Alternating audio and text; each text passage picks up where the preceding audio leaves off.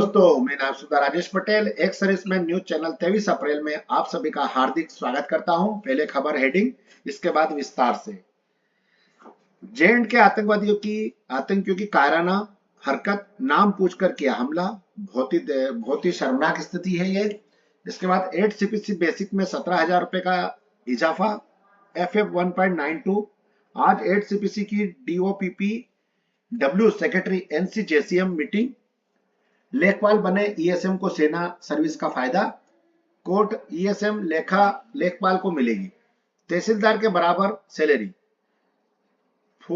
4 पूर्व सैनिकों से नौकरी के नाम पर 20 लाख की ठगी।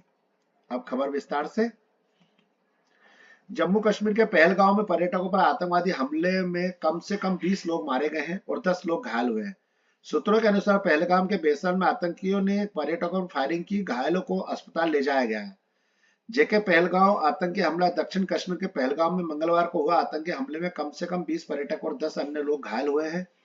सूत्रों के अनुसार पहलगाम के बेसन में आतंकियों ने पर्यटकों पर गोलीबारी की, घायलों को अस्पताल ले जाएगा। एक वरिष्ठ पुलिस अधिकारी ने इंडियन एक्सप्रेस को बताया कि हमारी रिपोर्ट के अनुसार 2-3 आतंकवादी आए और बेसन में पर्यटकों और अंधाधुंध गोलीबारी किया। अधिकारियों ने कहा कि हमारे पास जो शुरुआती रिपोर्ट है उसके अनुसार हमले में 8 पर्यटक घायल हुए हैं, उनमें से कुछ की हालत गंभीर है।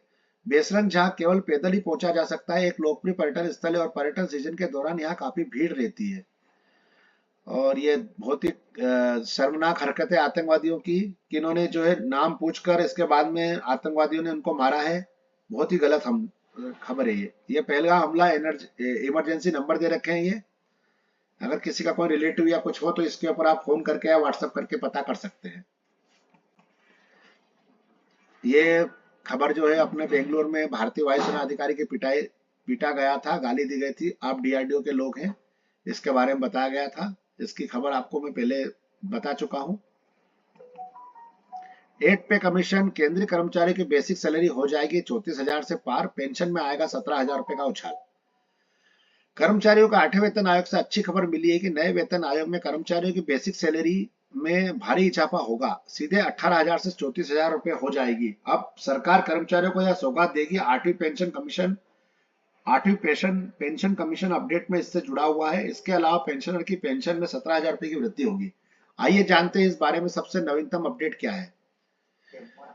जनवरी में 8वें वेतन आयोग की घोषणा की गई थी। अब इससे बनाने और लागू करने का काम पूरा हो जाएगा। इसके बाद कर्मचारी और पेंशन भोगियों को वेतन और पेंशन बढ़ोतरी की CPC मिलेंगे।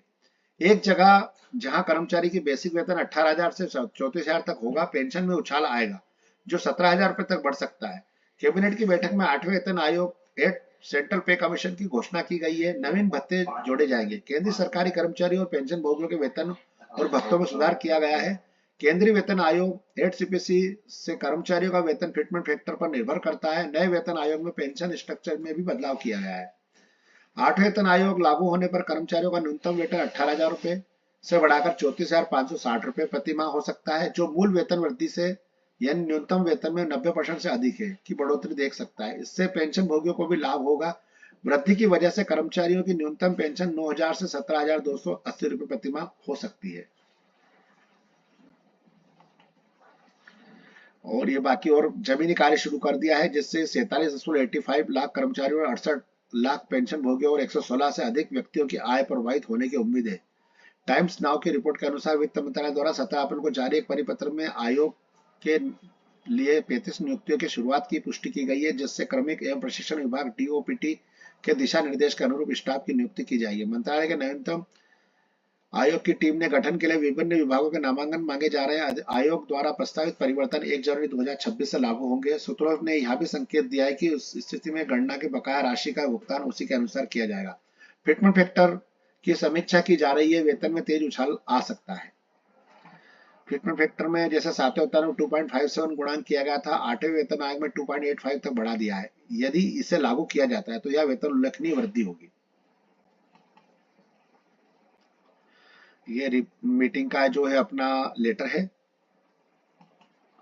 लेखपाल पद पर कार्यरत पूर्व सैनिक के वेतन पर निर्णय लेने का निर्देश। इलाहाबाद हाईकोर्ट ने झांसी के जिला अधिकारी को लेखपाल पद पर कार्यरत भूतपूर्व सैनिक याचिकाओं की सेना में की गई सेवा को जोड़कर वेतन निर्धारण के मामले में निर्णय लेने का निर्देश दिया है।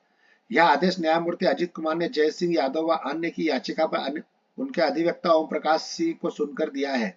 याचिकाओं की ओर से कहा गया है कि रेगुलर 422 से 526 स्पष्ट भूतपूर्व सैनिकों की सेना में की गई सेवा के वर्तमान सेवा में जोड़ा जाएगा और उनका वेतन सेवा से सेवानिवृत्ति की तिथि के आहरित अंतिम मूल वेतन के आधार पर निर्धारित किया जाएगा।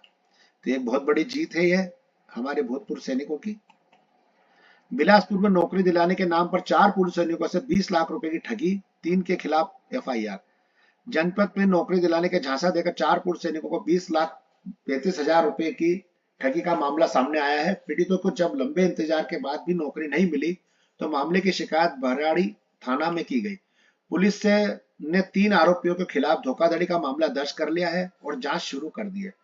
पुलिस से मिली जानकारी के अनुसार वर्ष 2022 में सेना से सेवानिवृत्त हुए एक पूर्व सैनिक ने पुलिस को दी शिकायत में बताया कि उसे उसके ही एक पूर्व सैनिक मित्र ने बताया कि हमीरपुर का संजय ठाकुर नाम का युवक बैंक ऑफ बड़ौदा में नौकरी लगवाने का काम करता है। जब उक्त युवक से संपर्क किया गया तो उसने एक नौकरी के बदले 7 लाख रुपए की मांग की। शुरुआत में शिकायतकर्ता ने संजय के कहने पर उसके साथी नीतीश कुमार के खाते में 5,000 रुपए और फिर 30,000 रुपए कर डाले।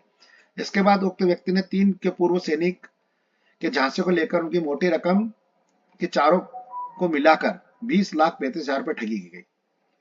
कई महीने के इंतजार के बाद भी नौकरी नहीं मिली तो ठोस जवाब नहीं मिला तो पूर्व सैनिकों ने पैसे मांगे, लेकिन उन्होंने आरोपियों ने टाल मटोल करना शुरू कर दिया और फोन उठाना ही बंद कर दिया। इसी के आधार पर पुलिस ने शिकायत के आधार पर 3 आरोपियों को गिरफ्तार किया है। बस दोस्तों, मेरे पास खबर आज यही तक है। धन्यवाद। शुभ दिन रहे आपका। जय हिंद।